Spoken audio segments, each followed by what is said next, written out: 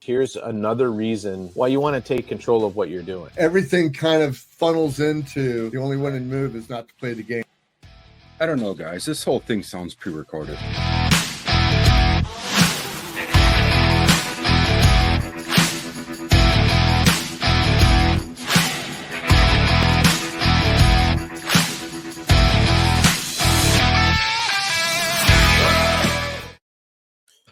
Well, welcome to the second season, first show of the second season. We'll call this episode 53, our second year of the Weather Report. Want to welcome you guys back here. And those of you that are on the Patreon page are getting this special because you're seeing it a week before anybody else does. And you can too if you want to go to patreon.com/Weathered Soul. That's patreon.com/Weathered Soul to go there. And we still have Cory Hanscom here, who is the founder of Brand Articulate LLC and Orchestrate.com.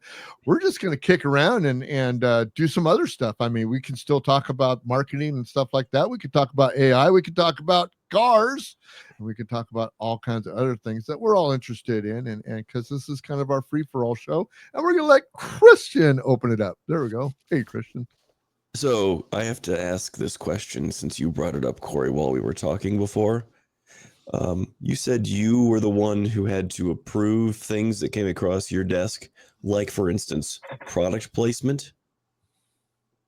Actually, there was a gentleman who was the main Hollywood liaison. Oh, okay. But I was gonna any usage. Ultimately, I was kind of the one who determined if it was on brand or not. So if someone used a Post-it note like a ninja and slice the person's throat because they threw it, I'd probably say, that's probably not on brand for, what Post-it notes do. They spread goodwill, not death. Gotcha. So I was going to reference the 1997 movie Romeo and Michelle's High School Reunion, where the one girl says, I invented Post-its. Yep. Okay. That came across somebody's desk? Yeah. Okay. Oh, the gentleman, Ron Wennis was his name. Oh. And there was like another thing, like the game Guitar Hero. Mm-hmm. And there's one of the backgrounds you can do is like a studio setting. And so they approached us and they said, would it be okay for the reel-to-reel tapes that we're moving to have scotch actually on it? Yeah, because they did. Because back in the day, it was those big reels with scotch tape. If you ever watch old episodes of like Rescue 911, where Shatner's, he does this thing, he comes out from behind the ambulance in the trench coat on the rain-soaked street and starts talking about a story. Whenever they cut to the 911 call, all of a sudden you saw those scotch reel-to-reel tapes going. Yeah. And so that actually, that helped combat what 3M, what we coined as a invisibility problem, where years earlier in the 60s, 70s, and 80s, 3M made a lot more finished goods. Okay. So like even, you had your like IBM PC running like Windows 1 or your, with your 386 processor, you had that box of 3M diskettes with the huge 3M logo on it. Every computer had that billboard right next there that says 3M's a part of your lives. Yes. Masking tape, scotch tape, facsimile machines, Wallensack reel-to-reels, and then scotch tape, obviously, scotch video cassettes. Sandpaper. Remember walking into Target, you go into the film section, you see Kodak Gold, you see Fuji Green, and you saw these black with this multicolored orb, and that was scotch film in the film section in Target. So again, they were just a part of people's lives.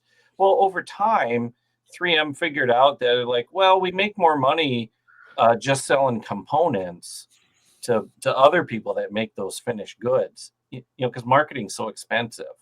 We just like selling the components at higher margins. And so over time, there were less products that were visibly part of people's lives. And so with that, then, the brand became a lot more invisible. So then you have to start doing other things to kind of remind people that 3M exists. One key problem was in hiring. So, getting the best and brightest scientists to come to work for 3M, they all want to go work for Google, Apple, and others because they're the innovative companies. And yet those companies would turn to 3M when they needed innovation to get stuff to work. So the iPhone, the iPad were so thin because of 3M. The battery lasted so long. The display was so bright because of 3M Lightman enhancement films that were below the glass in multiple layers. An analyst on Wall Street actually had determined, and they're talking on Squawk Box on live TV, they said that they figured out in like the latest iPad that 3M actually had the most product components in it than any other company. So these high rises that I see, I work in downtown San Jose, California. All of a sudden, I haven't been there. I was born and raised there. A bunch of 3-story buildings that we had forever. Mm-hmm. Now we've got these great big, huge 20-story buildings. We have Adobe, we have Roku, we have all kinds of these corporate buildings. And I always look at these buildings and I'm going like, how can a company be that? I mean, what do all those people do in that? Because obviously it's not the manufacturing center. You guys have that out in wherever you do your manufacturing. What do all these people do in this freaking 3-story building or this whole big campus that's got 3 big 20-story buildings? It amazes me that maybe it has something to do with marketing. Maybe it has something to do with sales. Maybe it has something to do with just the whole operations, finance, insurance, legal, compliance. Compliance, research. But I mean that's an interesting point. But Elon Musk, when he bought Twitter, he fired 80% of the employees. Exactly. And nobody saw a degradation in the company. So it's like, well, I guess they weren't necessary. Works better.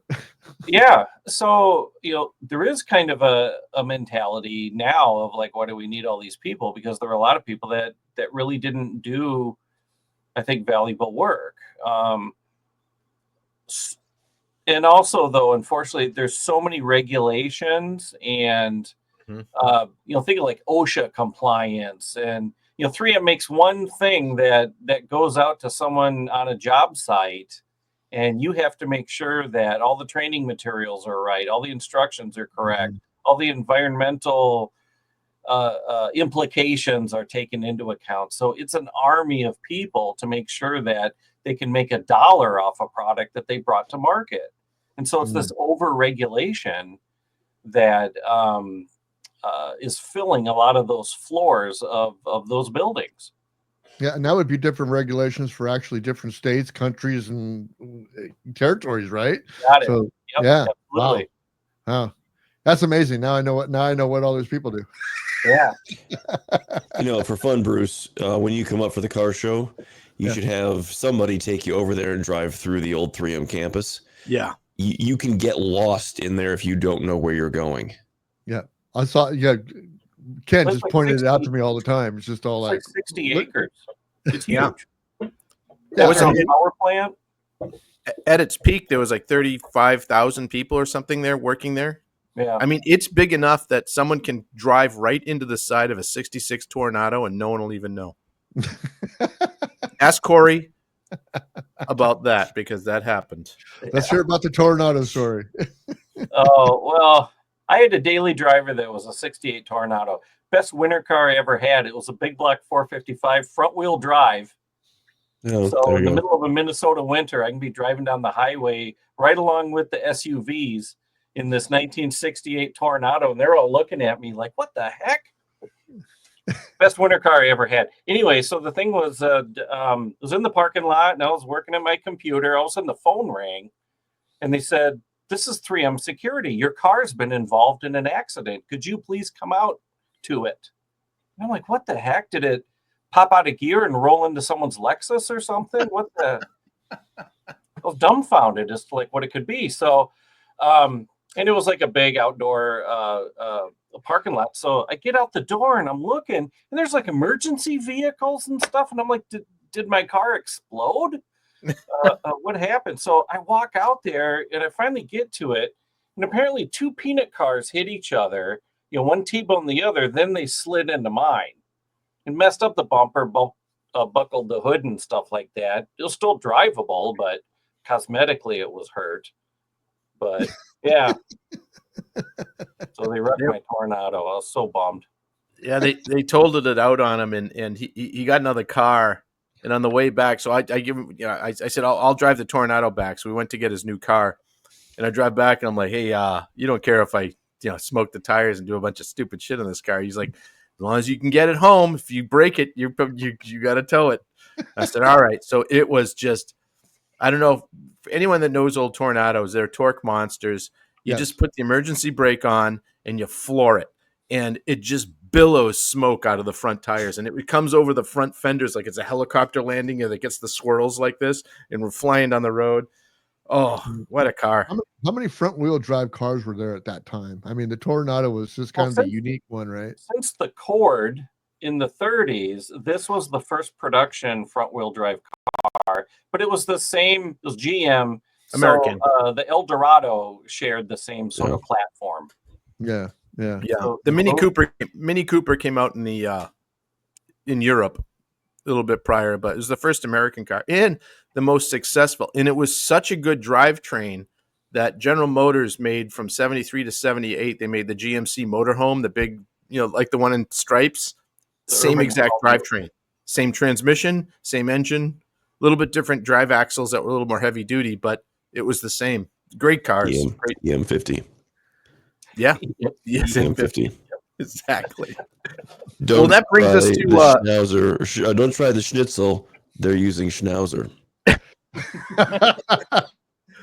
This brings me to a little away from 3M and a little bit more into Cory's personal life of cars, and Cory and I have bought many cars together because neither of us had like 2 dimes to scrape together. When we were in college, we bought. It was a neighbor of his mom's down in Clear Lake, Iowa. We drove down and they had a 1964 Buick Electra 225 10 window. So it was the special edition one, and it was not a nice car, but it ran and drove nice. And we bought it for $200, but we had to split it because neither of us had $200, but we could scare up $100. And we bought that car, and we did that one. We did the what? You had no heat. Had no heat. That's right. And with the Mustang, we bought a '66 Mustang for $120 when we were in college. This is 1988, 89, and $120 we bought it for.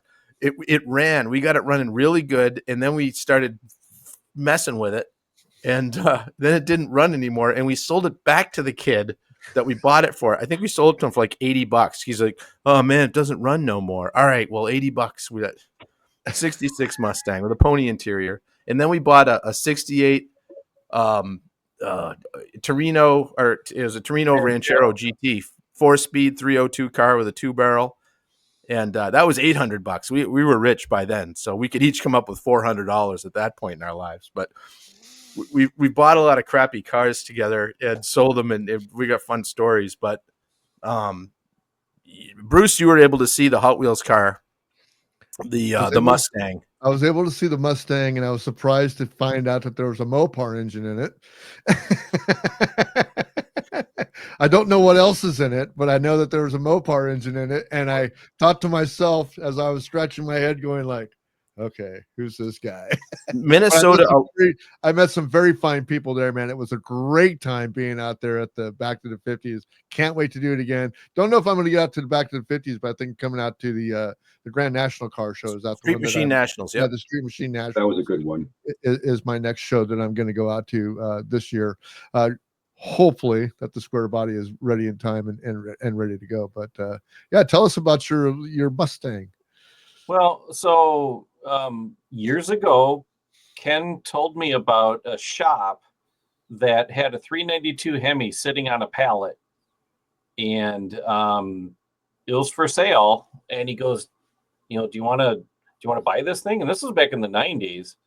And so I bought it. I didn't have a car for it, and it just sat for almost 20 years, really. And so finally I got to the point, I'm like, man, I gotta build a car to drive my engine around. Yeah, exactly. And so I thought it'd be like a 32 Ford or something like that. And so I told my wife, I'm like, I got to build a car now to drive my engine. And I want to do a hot rod, like a 32 Ford. And she kind of wrinkled her nose. And I'm like, what? And she goes, well, I like muscle cars. I was like, huh. So what would be my dream car that I would, love to do next? And that was 67, 68 Mustang Fastback. So Nice. I found, and because I wanted to do a resto mod, I didn't want to pay for a factory Fastback. So I actually found a guy at Stillwater who had a roof, just a completely rusted out Fastback. I mean, the lower foot of the car was gone. It was almost just the roof left. And so I found a rust-free 6-cylinder coupe up in Elk River. I found this guy in Stillwater that had a roof. And he's like, well, when are you going to do this? And I'm like, yeah, as soon as I can. He goes, well, I'll convert it. And he happened to, in his shop, restore Shelby Mustangs. So I paid him to cut the thing, to cut the roofs off and to convert the thing to a Fastback. And sitting right next to it is a factory Shelby that he could just compare and, take measurements off of and stuff. And he did a great job. Yeah, you can never tell. Yeah. And so, luckily there's companies like Dynacorn and others, that are helping with Fastback conversions and stuff. So through a combination of Marketplace, eBay, and everywhere else, I was able to get interior and like all the other parts and stuff to convert it to a Fastback. But I got into a Fastback then for half the price of what a factory one would be. Because, yeah, there it is on the left. It's a badass car. So it's an amalgam of things. So it's got a 392 Hemi. It's got a Tremec 5-speed transmission. The rear end is out of a Ford Explorer, actually, because it's disc brakes, positive traction. Yeah, why not?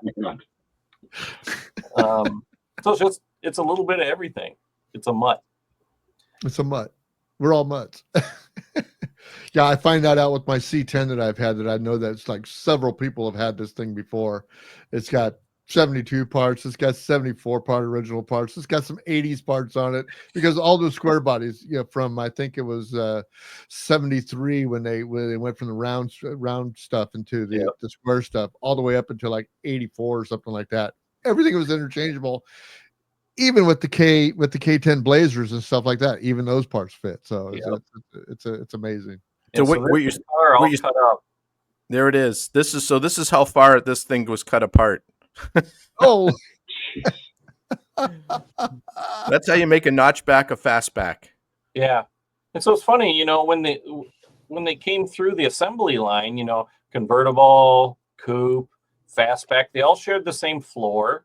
They had the same taillight panel. It's just the quarters and the roof and stuff were different, but there was so much that was still common between convertibles, coupes, and Fastbacks that, this guy in Stillwater, he drilled out every spot weld for the coupe roof and just swapped them and just welded the thing in, got some new outer skins and stuff, and boom, instant Fastback. What's funny, though, is that when we got to the body shop, a place up in, not Ham Lake, it was further up, Isanti. But when the body guys were starting to work on it, I went up to visit, and the guy that was working in the shop, he's like, he wanted to bring me over, and he goes, I've been measuring like the door openings from passenger to driver's side. And he goes, you're about a half an inch off, from these. And I'm like, it's a one-off custom car. If you got to put some brake line on the back of a door or something, just make it work. It is what it is at this point. He's like, okay, I just wanted you to know that, there might be a little bit of massaging here. So I go back a couple months later, and the guy sees me, and he runs up to me. He's laughing, and he goes, I do some moonlighting at another shop, and they had a factory Ford Fastback, and I measured the openings for both of the doors, and he goes, that one was worse. Because they were just, I mean, these unibody cars from back then, the average lifespan of those on the street was 7 years. The motors Right. never got to 100,000 miles, and that thing was rusted out and ready for the junkyard within 7 years. Completely disposable. So, yeah, door gaps and precision manufacturing from Ford at the time was not there yet. Yeah, back to the 50s. Is that Yeah. back to the 50s? Yeah. Well, this is the what you're coming to, Bruce. This is the Street Machine Oh, this Nationals. is the Street Machine Nationals. Okay. So Same place. it's the same place. Yep. Same place. It's Yeah. but it's the funnest show of the year. It's better than the 50s. I like it. Oh, I like it better than the 50s. Well, I gotta The bring my 50s is awesome. I do too. I have to bring my galoshes next year, so I gotta Yeah, bring your remember. galoshes. Bruce found what Guaranteed to rain one day. Yeah, you're always going to get rain one day, and you got all of the rain on that day. Yeah. I got biblical rain. That wasn't quite biblical, though. A few years ago, there was a storm that went through there, and a good amount of the fairgrounds. Cory, you were there for that. It was water up to your knees? Yeah. It was unbelievable. I couldn't imagine if you had water up to your knees with all those cars there that you would Yeah. just have a shit fit. So, I mean, I know I would. Oh, I mean, my truck would be up above the knee port, but still, some of the lower ones that I've seen there, I just go like that. I was more concerned about the cars that were getting swamped and everything while I was there during that deluge than anything else. I'm just going like, oh, this is fun. I mean, whatever. This happens. And this, I got one for Jason here. So, Jason, as you and me walk around the car shows and stuff, I tend to point out things and have some knowledge about cars. Cory's exactly the same way. You didn't get a chance to get a word in edgewise because you were walking around with me, but you should walk around with Cory this year. So Cory is like the Rain Man of cars too, then, right? Yeah. Tell us about that beautiful SS Chevelle you got there. Oh, yeah. So I got through high school and college in a 72 Chevelle. And so that's always been like my favorite car. But by the time I got through college, graduated from college, that thing was so rusted out that I just had to let it go. And finally, after so many years, and then also, you get the John Wick movies. He's driving around in a Chevelle. You get Right. Jack Reacher. He's driving around in a Right.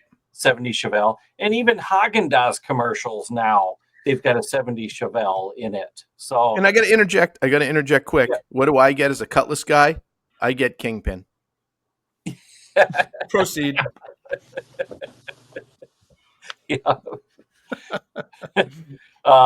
Anyway, so I was like, oh, I got to get a Chevelle again. So, of course, the values of them are just skyrocketing. So I'm like, I don't even know if I can afford one anymore. I found one in Ohio that was like an older restoration. The paint's not perfect. It needed a little bit of TLC, but I'd rather have a bit more of a driver, than a trailer queen. So I bought this thing to drive to work, to enjoy that drive. And so I still got it. I'll never sell it, but yeah, that's one of my other cars. And I really liked that color when I found it too. A lot of times you see like blue with white stripes or red with black stripes and stuff. And then I saw this and I was like, wow, that's really cool. It was like this metallic maroon. And it's funny. So manufacturing called it maroon. Marketing calls it black cherry. I'm grappling with the amount of money that I'll have to put down for the paint job, which will be the most expensive part of my truck. Yeah.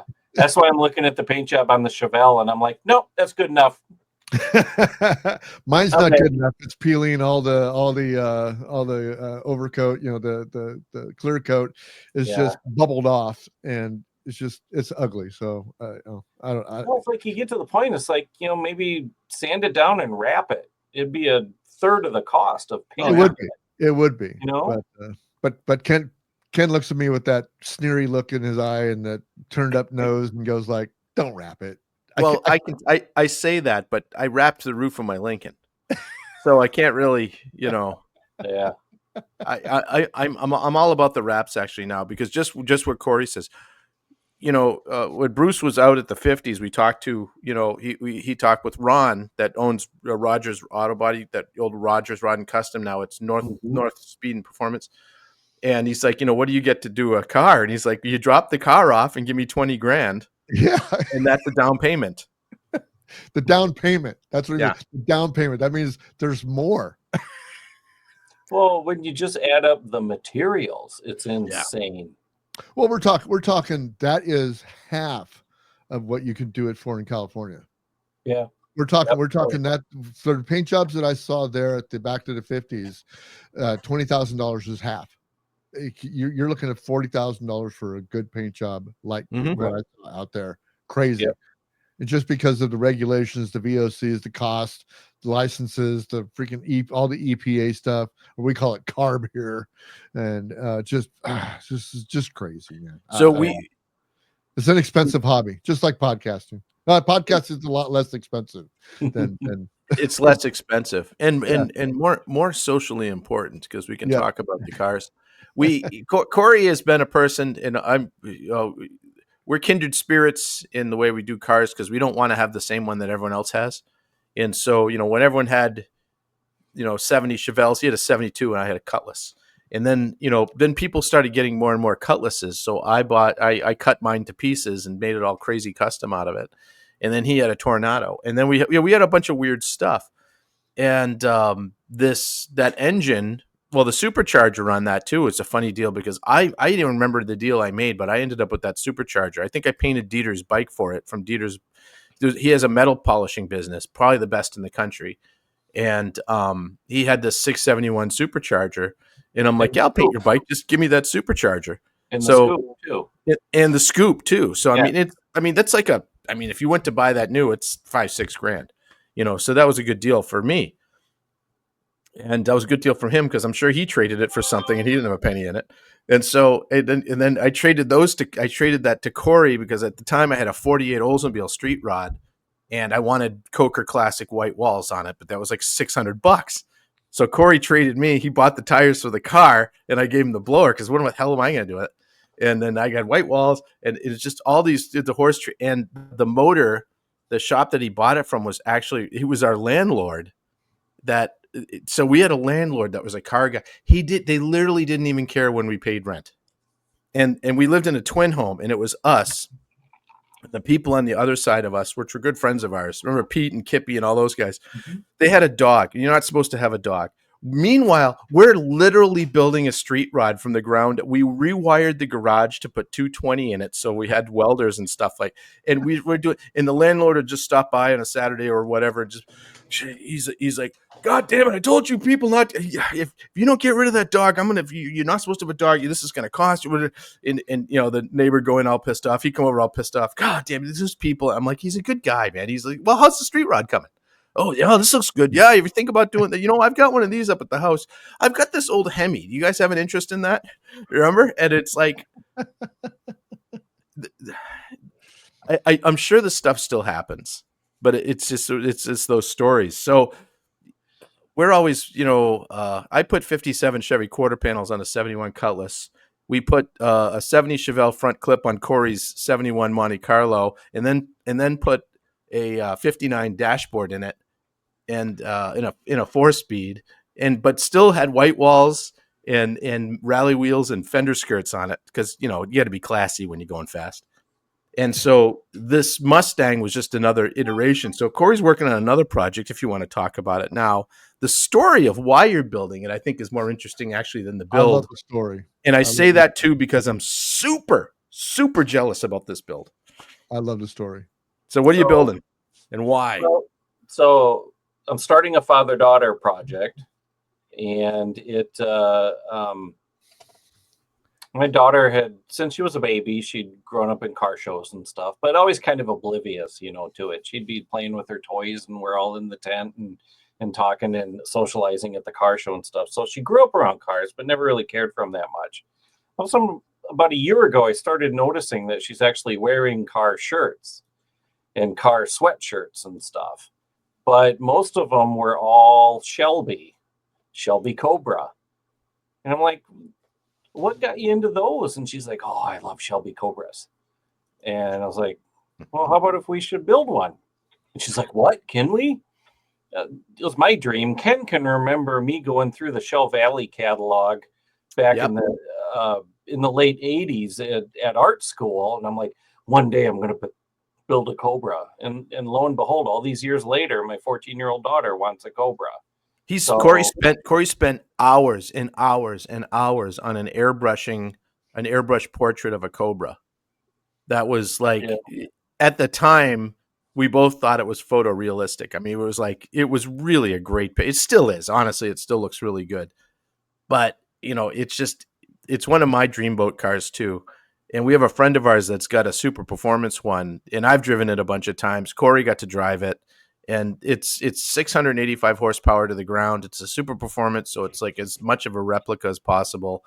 And both of us have just been Cobra nuts, but he's getting one first, and that's just not fair. Yeah, I sat in the car to pay for it. You two were lucky. I sat in the car.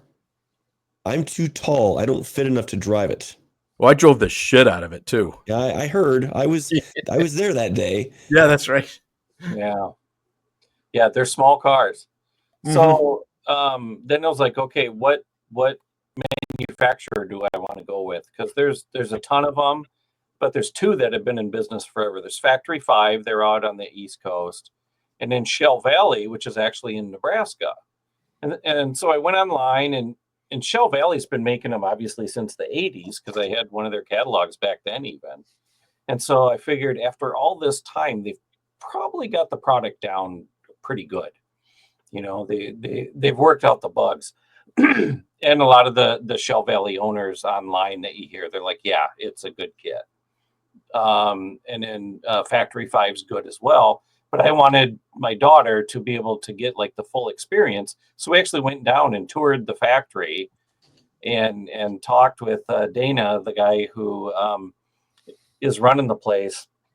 And then we placed our order for it. So she got to sit in one there that was on the shop floor. And so, yeah, there's Shell Valley. And so we're going to do blue with white stripes, just like that picture right there. And yeah, they've just got a great kit. And what's nice is that, of course, I can't put the right motor in the right car. So obviously I'm doing an LS in an AC Cobra because I've never owned an LS yet. So it was a motor that I wanted to own. But then also I wanted it to be an LS3, which was powerful and aluminum block, again, to be as light as possible in that little car. So I actually found online a 2014 Camaro SS 45th anniversary that had its whole passenger side caved in. But I was able to go there, hear the car run, and then gave the guy the okay, and then he pulled it. And so I got the motor and tranny from that.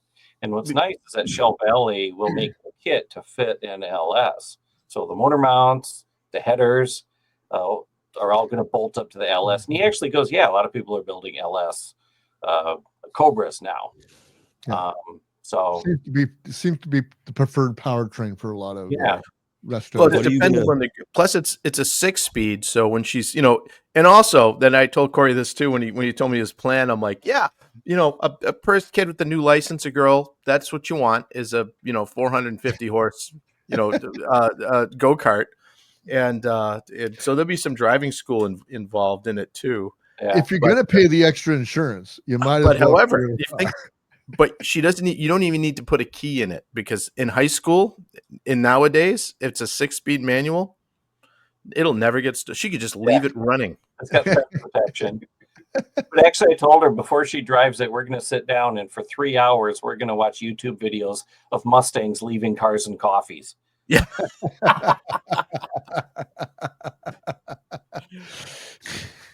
Just so she can understand. Anyway, also another thing, to kind of be different is when you look at everyone's Cobra kits online and stuff like that, or at shows, they've all got the Shelby badging and stuff. I found a company in Germany that actually has the AC badging.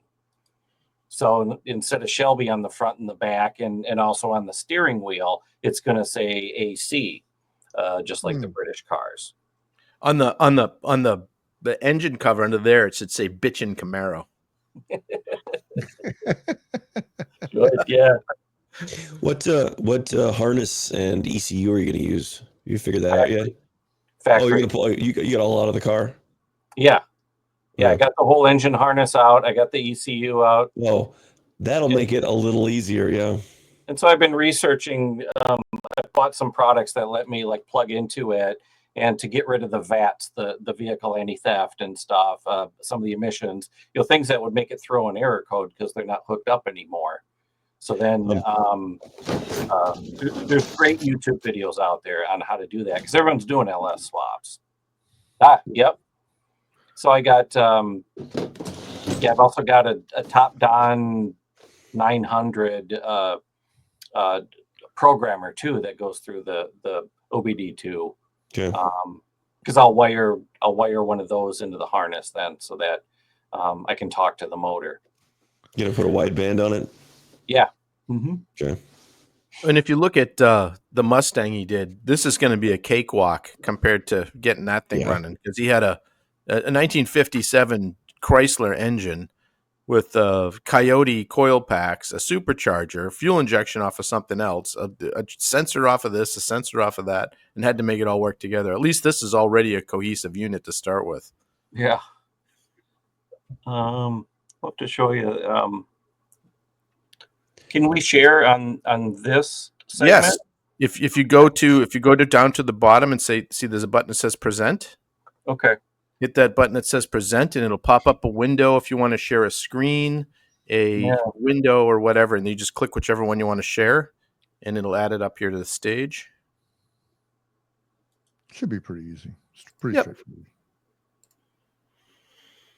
Okay, so I'm going to call up a PDF here and then see if I can share it. Yep, you can do that. You can share it. Should just be able to share it with your screen. Yep.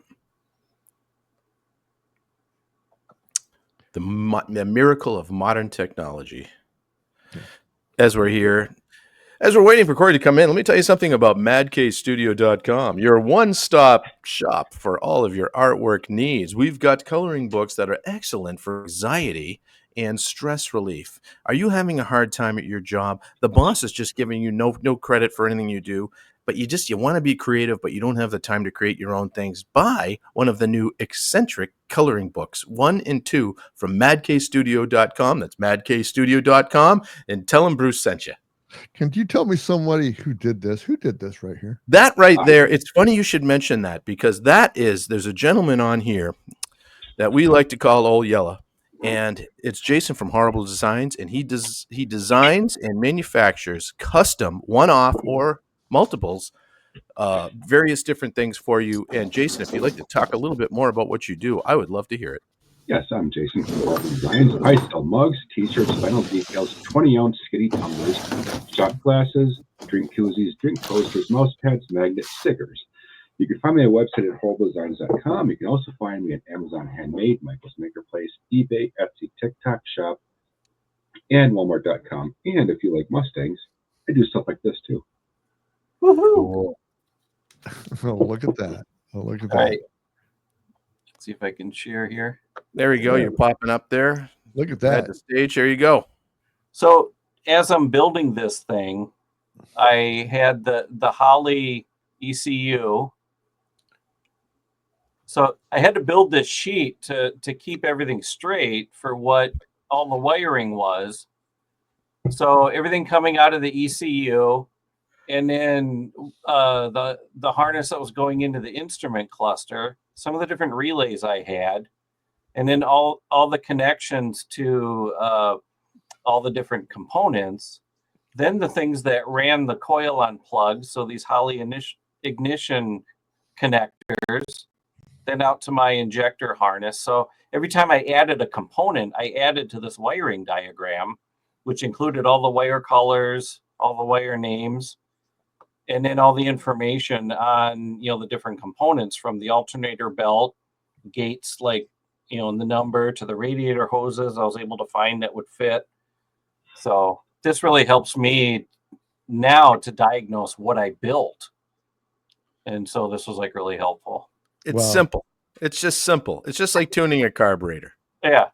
So I imagine I'll have to do the same thing then when I build the Cobra too, because it's going to be the engine harness will be from the Camaro. The wiring harness will be from Shell Valley. I've got to merge those together. Mm-hmm. And I'll have other things that I want to connect to it. So I was thinking it'd be fun to build like an in-dash, like a GPS or something with it.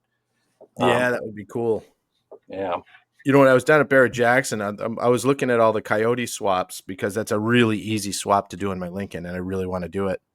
And I'm thinking going 6-speed as well, because it's actually easier to do the 6-speed swap than the automatic, because I don't have to do anything to the tunnel. Yep. You know, other than cut a hole for the shifter, which would be pretty cool to have a Coyote 5.0 6-speed Lincoln Town Car. Yeah. Sleeper. It'd be a total sleeper. But things are getting better and easier and easier. I still don't have a way for. I'd like to keep the digital dashboard that 1997 had in all of its glory. You know, it looks like a bad decoded digital dashboard. You know, but it'd be good to keep that. If not, I'd probably get the gauges and the dash cluster out of a Mustang and just graft it in, and that'd probably be easier. Yeah. But there's so many options now. It's just incredible. Yep. So that's pretty cool to do. Christian, what are you working on this summer? Are you going to be doing more Jeep action or what? Yeah, the mic's off. You got to reach behind your back and hit the little switch, just like you're on Channel 9 News. How did I? You got unmuted. There you go. Yeah, somebody else muted me. Anyway, whatever. I just got to keep my kids alive. We're going Jeeping a couple of times. Nothing serious. It's just a matter of just trying to. So, because my wife works in education now, she won't be working over the summer. So the kids will be home and she'll be home. And that means I have to find some quiet here and there to do some work. It'll be interesting. The garage will be my home. Yeah, you will be working at Starbucks drinking coffee. Oh. Well, I'm downstairs in the basement here, and I can close the door. As long as nobody's upstairs running around, it's not horrible. But I don't do client calls anymore. So I guess as long as they're not in here pounding on the keyboard while I'm trying to work, it's okay. Well, we've got this was a nice talk. Well, I mean, as you guys talk about that, you guys talk, old Corey's over here with the high-tech thing and the spreadsheet that he's got and all that crap, and I'm like stuck here with the roadworthy rescue type thing going on. So Bruce is still trying to figure out the firing order.